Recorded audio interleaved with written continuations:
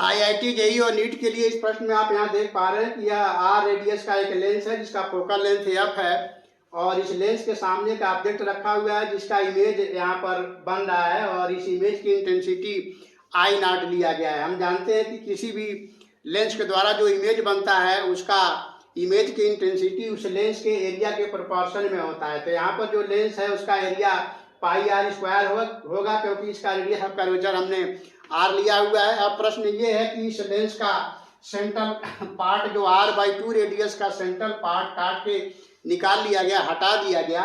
अब उसी ऑब्जेक्ट का इमेज जब यहाँ बनाएंगे लेंस के द्वारा तो इस इमेज की इंटेंसिटी क्या होगा, पहले से कम होगा या ज़्यादा होगा। तो हम जानते हैं कि जो इमेज बनता है उसका इंटेंसिटी एरिया के प्रोपोर्शन में होता है। तो यहाँ r/2 पोर्शन लेंस का निकाल लिया गया, इसलिए लेंस का एरिया यहाँ पर कम हो गया, क्रॉस सेक्शनल एरिया कम हो गया, इसलिए यहाँ पर जो इमेज बनेगा उसकी इंटेंसिटी कम हो जाएगी और वो पहले की इंटेंसिटी का 3/4 टाइम हो जाएगा।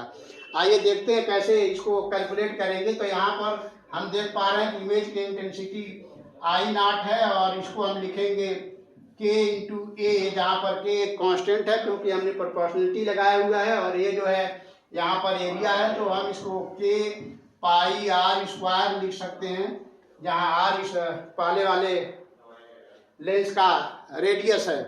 अब यहाँ पर r/2 रेडियस काट के निकाल दिया गया, यानी लेंस का जो रेडियस r है उसमें से r/2 पोर्शन काट के निकाल लिया गया। तो यहाँ पर जो इमेज की इंटेंसिटी होगी वो I से दिखाया गया है और इसको हम लिखेंगे k। अब यहाँ पर जो लेंस का एरिया है वो हम लेंगे तो ये हो जाएगा pi R square minus pi r/2 का होल स्क्वायर और इसको हम यहाँ पर सॉल्व करेंगे क्योंकि अब इसका एरिया क्रॉस सेक्शनल एरिया कम हो गया।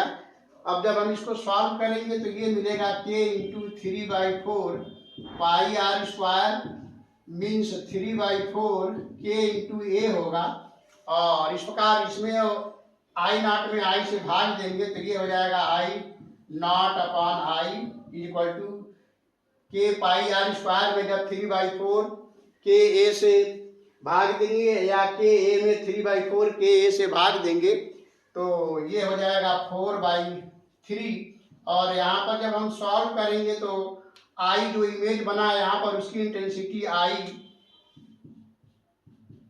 3/4 आई नॉट के बराबर होगा। तो इस तरह से आप देख पा रहे हैं कि किस तरह से इमेज की इंटेंसिटी पहले के इंटेंसिटी के रेस्पेक्ट में कम हो जा रहा है, यानी पहले के इंटेंसिटी का 3/4 टाइम हो जा रहा है। तो इस तरह के क्वेश्चन जनरली आईआईटी जेईई और नीट के एग्जाम में पूछे जाते हैं। तो हम समझते हैं काफ़ी अच्छे से आप यहाँ एक्सप्लेनेशन समझ पाए होंगे इस प्रश्न का। तो फिर मिलते हैं नेक्स्ट वीडियो में किसी और क्वेश्चन के साथ, तब तक के लिए थैंक यू।